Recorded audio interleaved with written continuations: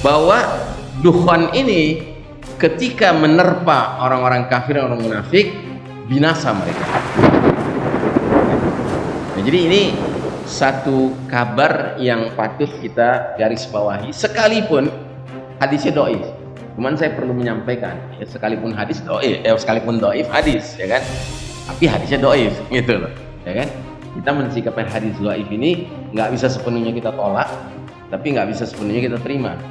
Ya, karena kedoifan itu kadangkala disebabkan karena perbedaan pendapat ulama tentang mata rantai pembawa riwayat. Teks hadisnya belum tentu doif, tetapi sanadnya ada bermasalah. Nah, tapi ada hadis seperti itu. Firman Allah kepada nabinya, fartaqib, maka tunggulah. Ini merupakan isyarat bahwa tanda ini pasti terjadi, tidak bisa tidak. Pasti terjadi, tidak bisa tidak. Tunggulah.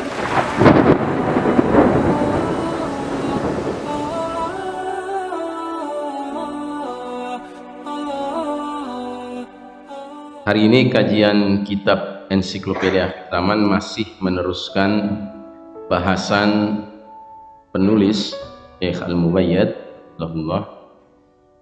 di bawah subjudul teori ahli astronomi tentang kemungkinan jatuhnya serpihan langit atau kerikil dari langit.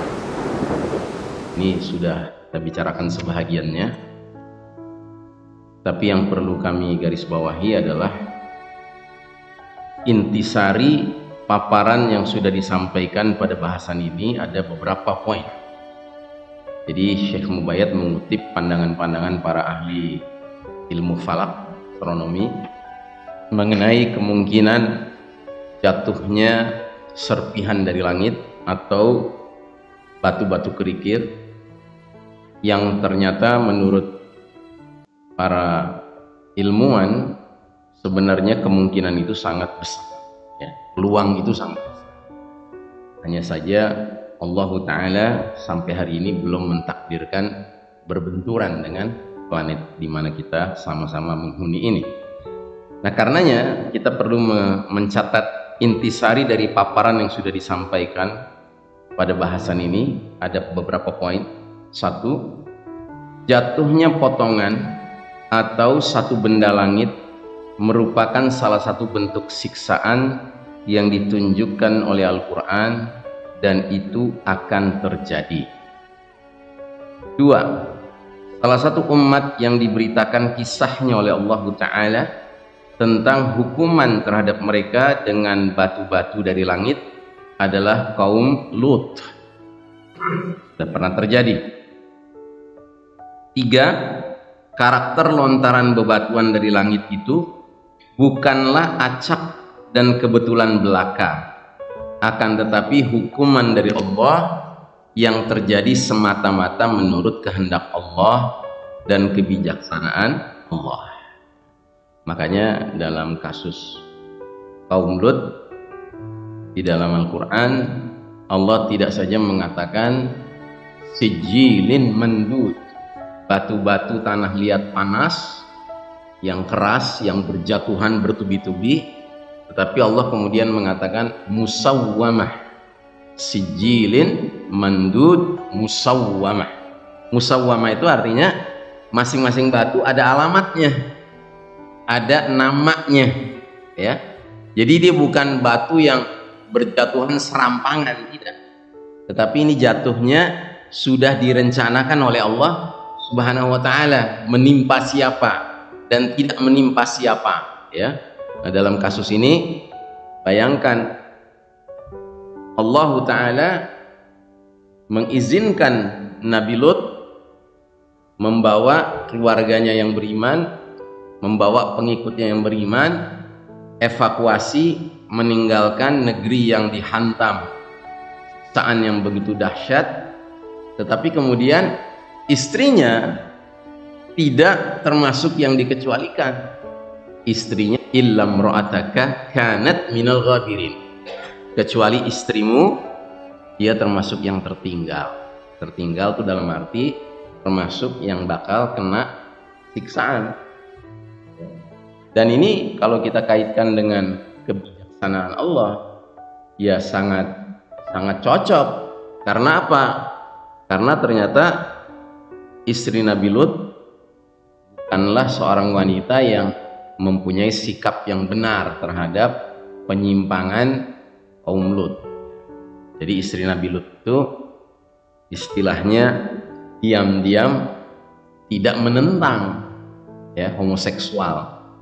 Bahkan dia memfasilitasi kaumnya untuk melakukan homoseksual. Ketika datang tamu-tamu berupa malaikat yang hadir dalam bentuk wajah atau wujud pria-pria rupawan, ganteng-ganteng ya, menjadi tamunya Nabi Lut, tengah malam datang dan Nabi Lut buru-buru menyuruhnya masuk ke dalam karena Nabi Lut tahu perangai kaumnya. Kalau sempat kelihatan sama kaumnya, boro-boro yang rupawan, boro-boro yang ganteng ya kan, yang apa aja juga jadi gitu ya. Makanya disebutkan kaum Lut itu suka menyamun ya di tengah jalan musafir-musafir laki-laki yang berdatangan ke negeri Sodom, Gomorrah dan negeri-negeri lainnya yang memang di situ perilaku liwat ramai, itu disikat sama mereka, mau ganteng mau nggak ganteng, apalagi ganteng. Nah, langsung disembunyikan sama Lut ke dalam rumahnya, tapi malah istrinya diam-diam keluar rumah ya, menyelinap mengabarkan kepada kaumnya adanya tamu-tamu yang ganteng-ganteng ya. Nah, karenanya istri Nabi Lut ini termasuk yang kena azab, sekalipun dia tidak terlibat dalam perilaku liwat. Nggak mungkin, dia perempuan, dia bukan laki-laki, tapi tetap dia terkena ancamannya. Dan pelajarannya buat kita tentunya adalah janganlah kita terhadap kemungkaran, kemaksiatan, ya, kezaliman itu bersikap toleran. Ya nggak boleh, nggak ada ceritanya toleransi dengan kebatilan. Ya, nggak ada ceritanya udahlah kita netral aja deh gitu daripada ribut. Nah gitu, nggak ada. Ya, nggak ada ceritanya ini karena alasan HAM, hak asasi manusia, ya kita biarkan saja. Ya nggak bisa Pak. Sikap harus tetap dimiliki oleh seorang mukmin, yaitu ia tidak bisa kompromi dan toleran dengan kemaksiatan, dengan kezaliman, dengan kebatilan. Poin keempat, ancaman jatuhnya bebatuan dari langit atau serpihan langit itu masih tetap ada sampai sekarang. Banyak ayat menjelaskan bahwa merasa aman dari itu dan merasa tidak akan terjadi lagi adalah termasuk bentuk kebodohan. Ya. Jadi kalau kita nganggap ya itu kan zaman dulu, zaman sekarang nih kita udah serba canggih teknologi kita bisa mendeteksi kapan mau datang, nah misalnya begitu ya kan. Ya kan banyak orang zaman sekarang begitu. Dia mengatakan ya wajar di zaman kaum Lut mereka belum punya teknologi radar dengan teleskop gitu ya untuk bisa memantau batu-batu yang bakal berjatuhan. Coba kalau kita mengalami hal seperti itu, kita tahu bagaimana cara mensikapinya. Ya jauh-jauh waktu kita sudah bisa menghindar. Ya kita sudah bikin bunker-bunker dan seterusnya Pak. Ya ungkapan-ungkapan yang menunjukkan kebodohan pada hakikatnya menurut kacamata Al-Quran. Yang kelima, pada sebagian tanda-tanda hari kiamat terkandung petunjuk bahwa jatuhnya benda langit akan menimpa individu tertentu dari umat ini ya. Jadi ada syarat bahwasanya kejatuhan benda langit sebagai bentuk azab dari Allah Ta'ala menimpa individu tertentu dari umat ini. Yang keenam, kita amati dari sejumlah ayat bahwa kejatuhan benda langit berkaitan erat dengan jatuhnya potongan atau serpihan dari langit dengan kondisi awan hitam yang bertumpuk-tumpuk ya, seperti yang disebutkan dalam surat Allahumma sholli ala Muhammad, surat At-Tur ya. Dalam surat At-Tur itu Allah mengatakan bahwa jatuhnya benda dari langit itu kisfan minas sama'i saqitan yaquluna ashabun marqum. Ketika manusia melihat berjatuhan serpihan-serpihan dari langit ya, ada asap di belakangnya yang mengikutinya dan manusia akan mengatakan itu adalah ya sahabim mashu. Jadi dianggap sebagai awan, seperti awan, padahal itu bukan awan ya, tapi itu adalah asap dikarenakan tingkat kecepatan yang tinggi dari benda angkasa itu jatuh sehingga menimbulkan gesekan dengan udara dan menimbulkan asap ya. Ini sesuai dengan apa yang dipaparkan kalangan astronomi, bahwa jatuhnya satu meteor cukup memunculkan lingkaran asap yang tebal yang menyelubungi seluruh bola bumi dan menutupi sinar matahari dari planet bumi. Kalau kata Nabi SAW dalam hadis beliau tentang dukhon ini akan menyelimuti seluruh wilayah timur dan seluruh wilayah barat permukaan bumi ini, arba'ina lailah wa arba'ina yauman, 40 malam 40 hari. Jadi gelap gulita selama 40 malam 40 hari.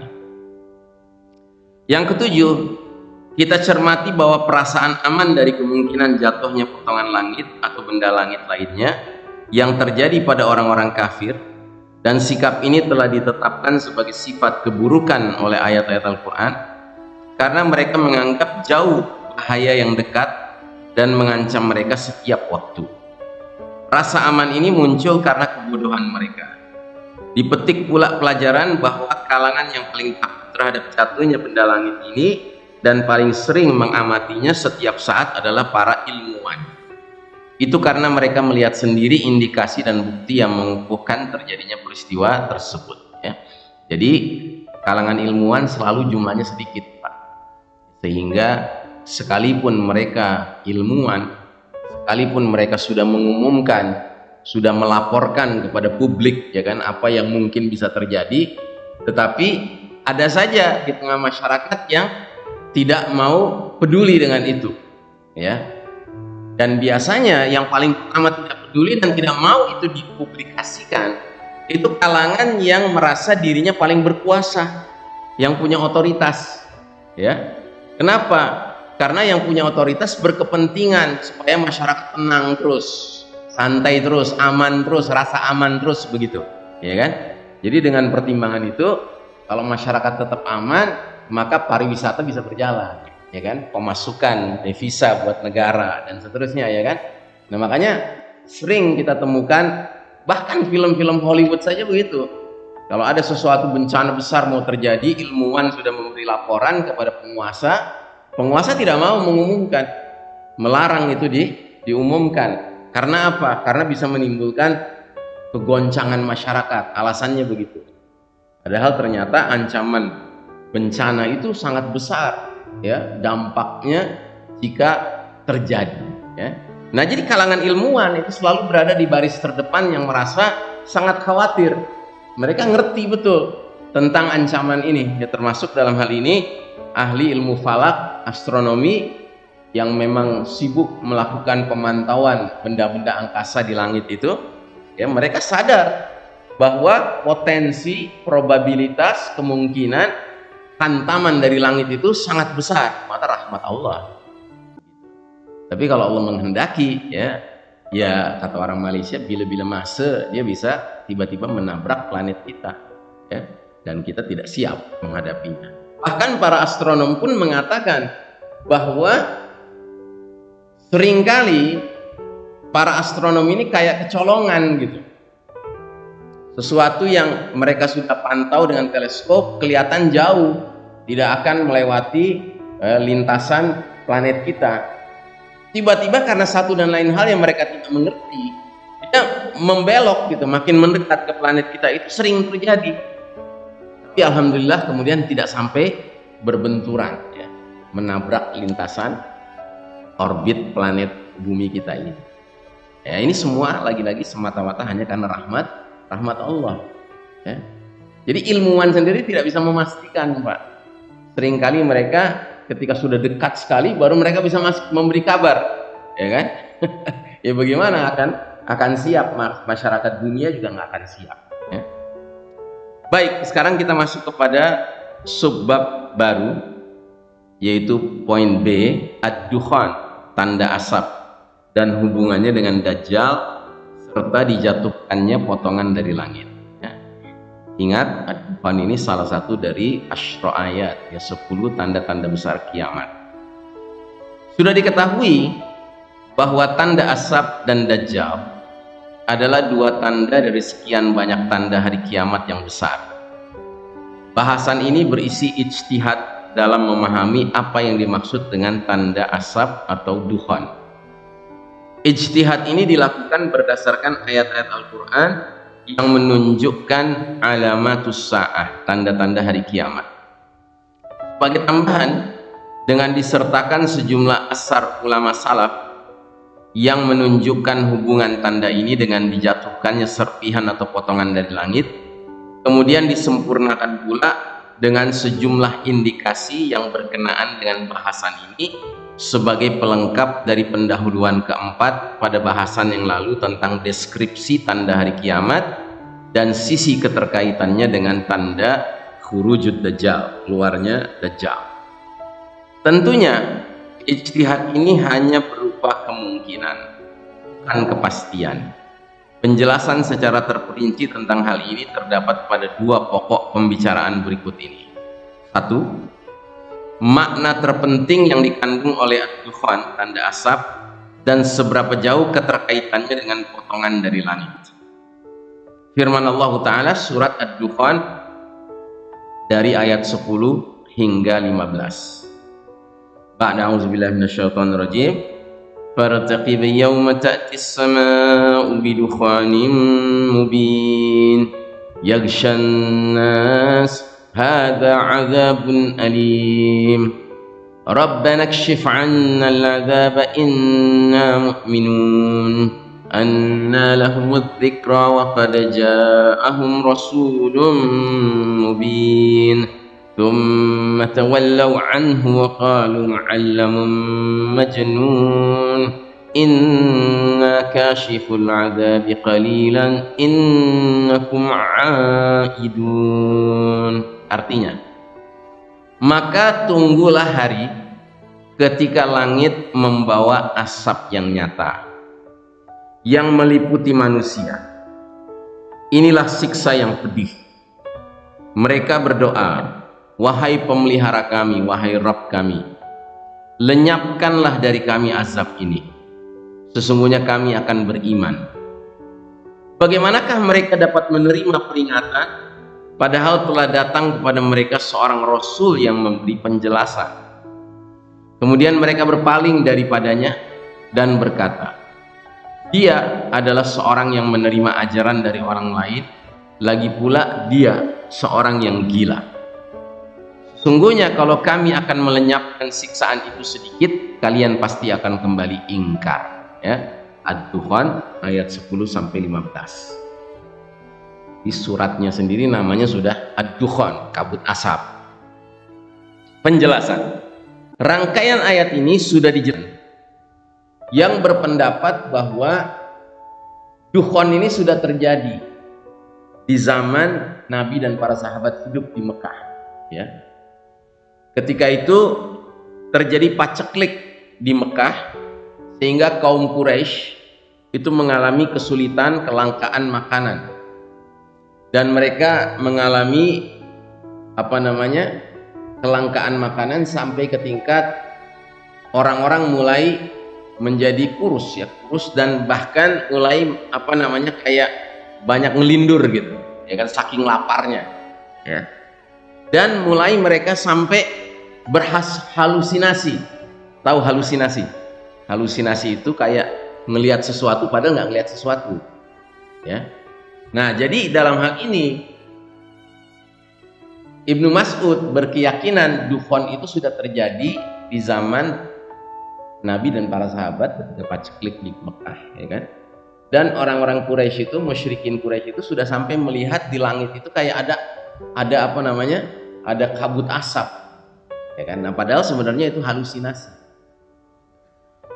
Nah, Syekh Mubayyad tidak sependapat dengan pendapat banyak ulama yang mengutip ucapan Abdullah bin Mas'ud. Kalau Syekh Mubayyad meyakini rangkaian ayat surat Ad-Dukhan tadi bukan sedang membicarakan paceklik di zaman Nabi dan para sahabat, tetapi sedang membicarakan min alamatis sa, di antara tanda-tanda besar kiamat yang belum terjadi. Benar makna sesungguhnya benar-benar akan ada nantinya, ya, kabut asap yang menyelimuti planet bumi ini, ya. Sebagaimana kalimat demi kalimat yang digunakan Allah dalam surat Ad-Dukhan ini. Nah, ini diterangkan selanjutnya. Hal yang membantu kita untuk memahami demikian adalah penjelasan poin-poin penting yang terkandung oleh ayat-ayat ini. Di antaranya adalah sebagai berikut. A.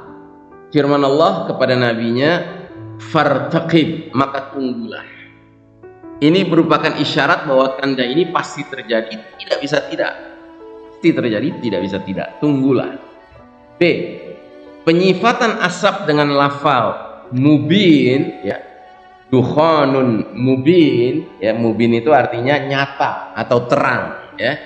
Dukhan itu artinya asap. Jadi dukhanun mubin artinya asap yang nyata, yang benar-benar ada, bukan asap yang dilihat oleh mata orang yang kelaparan, ya kan? Sehingga kelihatan kayak ada asap padahal nggak ada asap.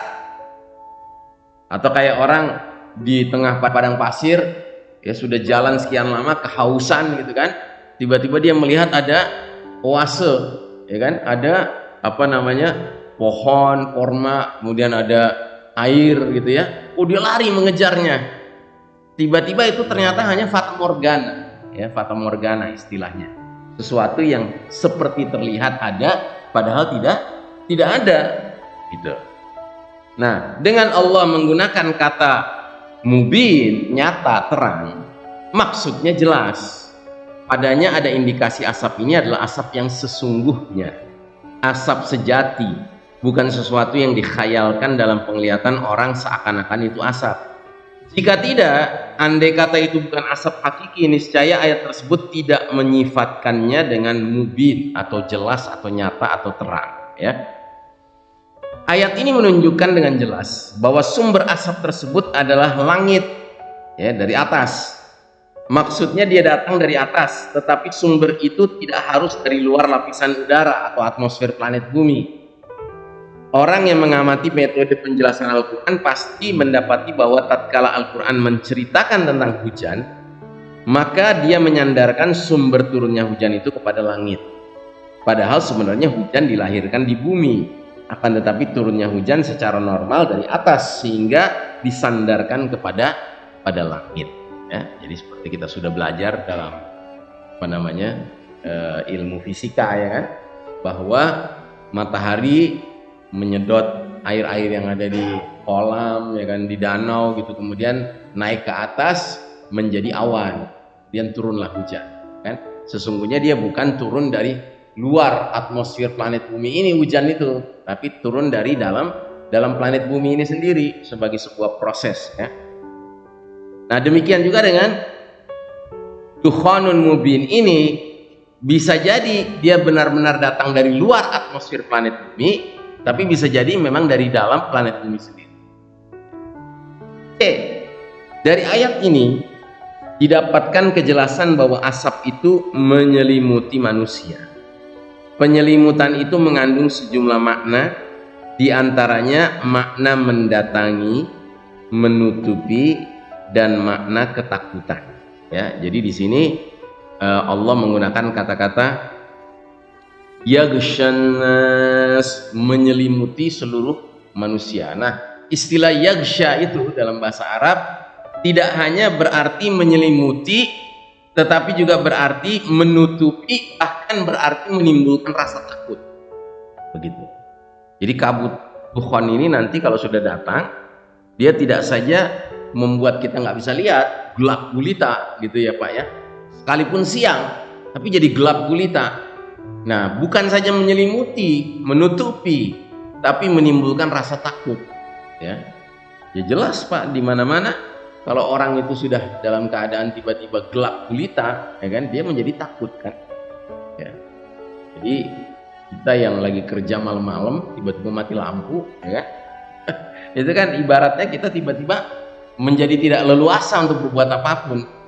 Sekalipun di rumah sendiri kita hafal kursi di mana, meja di mana, ya kan, tiang di mana, tapi kadang-kadang masih nabrak-nabrak juga kan Pak.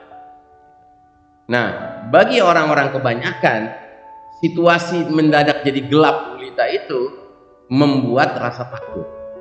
Ya, apalagi kalau kegelapan itu disebabkan oleh asap yang nyata, yang kelihatan seperti menutupi kita semua, menyelimuti kita semua, itu pasti menimbulkan rasa khawatir, takut. Ya. Maksudnya bahwa asap ini datang kepada manusia sehingga mereka melihatnya dengan mata kepala mereka, lantas asap itu menutupi mereka atau menyelimuti dari atas mereka. Makna-makna ini seluruhnya menunjukkan bahwa asap itu secara zahir dan hakiki menyelubungi di antara manusia atau dari atas mereka sehingga mereka tidak mampu melihat. D. Penyifatan asap dengan siksa yang pedih merupakan petunjuk yang jelas asap tersebut sebagai hukuman mengerikan yang menimpa manusia, karena yang memberi sifat siksa ini sebagai azab yang pedih dan menyakitkan adalah Allah Subhanahu wa ta'ala. Ya, walaupun kita dibesarkan hati kita ya dengan sebuah hadis. Hadis ini secara status sebenarnya termasuk hadis yang dhaif. Tetapi patut kita cermati hadis ini, di mana Nabi Muhammad SAW mengatakan kabut asap dukhon ini ketika menyentuh orang-orang beriman, maka orang-orang beriman itu sebatas mengalami zakmah atau zukmah. Zukmah itu artinya pilek, artinya flu, bahkan artinya yang lain lagi adalah bersin. Jadi orang beriman itu kena kabut asap ini cuma sebatas flu, pilek, bersin. Tapi kabut asap ini ketika menyentuh orang munafik dan orang kafir, badan mereka membengkak, jadi tubuhnya membengkak dan keluar cairan-cairan dari lubang tubuhnya, dari lubang telinganya keluar cairan, dari lubang hidungnya, dari lubang duburnya itu keluar cairan. Bahkan Ali bin Abi Thalib radhiyallahu an dalam satu atsar mengatakan bahwa dukhon ini ketika menerpa orang-orang kafir dan orang munafik binasa mereka. Nah, jadi ini satu kabar yang patut kita garis bawahi, sekalipun hadisnya dhaif. Cuman saya perlu menyampaikan, ya, sekalipun hadis dhaif, sekalipun dhaif hadis, ya kan? Tapi hadisnya dhaif, gitu loh, ya kan? Kita mensikapi hadis dhaif ini nggak bisa sepenuhnya kita tolak, tapi nggak bisa sepenuhnya kita terima. Ya, karena kedhaifan itu kadangkala disebabkan karena perbedaan pendapat ulama tentang mata rantai pembawa riwayatnya. Ya, teks hadisnya belum tentu dhaif, tetapi sanadnya ada bermasalah. Nah, tapi ada hadis seperti itu, bahwa kabut dukhon ini perlakuannya beda kepada orang beriman, beda kepada orang kafir dan orang munafik.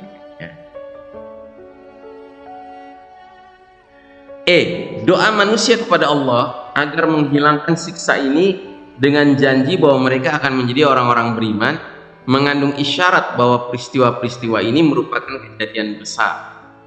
Manusia tidak dapat tempat melarikan diri darinya kecuali dengan berlindung kepada Allah Ta'ala. Keadaan mereka seperti keadaan para penumpang kapal yang hampir tenggelam, lantas mereka mendapati bahwa tiada yang mampu menyelamatkan mereka dari siksa Allah kecuali Allah. Ya, jadi mungkin Anda juga pernah mengalami ya, kalau lagi naik pesawat, ya, itu di atas pesawat lagi terbang tinggi, ya, itu orang ngobrol Pak, ngobrol kiri kanan ya, di berbagai bangku-bangku penumpang itu.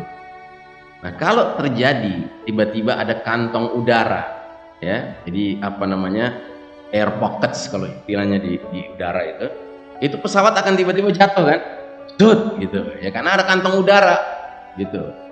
Jatuh. Nah, itu jatuh pertama itu orang diam sebentar, terus kemudian ngobrol lagi, gitu kan. Tapi kalau tiba-tiba jatuh kedua kalinya Pak, diamnya lebih lama, habis itu ngobrol lagi. Tapi kalau sampai 3 kali berturut-turut, nah itu biasanya lama tuh diamnya, gitu. Dan tiba-tiba kita sudah mulai ngelihat orang kiri kanan kayak sedang berdoa, bukan kayak sedang, memang iya, gitu, iya, ya. Dan Al-Quran menggunakan istilah tiba-tiba di dalam bahtera yang diterpa ombak badai, ya kan, sehingga dia terombang-ambing begitu, semua penumpang di bahtera itu akan berdoa mukhlishina lahuddin, dengan penuh kesungguhan, ya kan, mengharapkan pertolongan Allah Ta'ala. Dan itu kondisi orang itu benar-benar tiba-tiba jadi beriman, itu muncul, Pak, ya. Cuma bedanya antara orang yang imannya sejati dengan yang palsu adalah begitu udah aman lagi, udah tenang lagi, ya udah maksiat lagi, nggak karuan lagi gitu obrolannya. Tapi kalau orang yang imannya sejati, Pak, ya kan, ya setelah aman pun ya dia tetap tenang, bicaranya nggak macam-macam, yang kelakuannya nggak macam-macam gitu, karena dia sadar bahwa ancaman dari Allah itu bisa kapan saja datang. Dia nggak perlu mengalami situasi yang sangat mengerikan seperti itu. Nah, begitu juga dengan ini, kabut dukhan nanti akan menyebabkan orang rame-rame mengharapkan kepada Allah, hilangkan siksa ini, kami janji dah kami mau jadi orang-orang beriman. Nah, begitu kan, itu muncul, Pak, ya. Makanya sering dikatakan oleh para ulama bahwa penderitaan yang manusia alami, ya, itu sebenarnya cara Allah untuk mengembalikan dia mengingat Allah. Jadi jangan sekali-kali kita bersuuzon kepada Allah, sangka buruk kepada Allah bahwa musibah yang kita alami, penderitaan yang kita alami, apapun bentuk penderitaan itu jelek. Tidak. Dia kadang-kadang memang perlu untuk menyadarkan kita agar zikrullah, agar mengingat Allah, ya.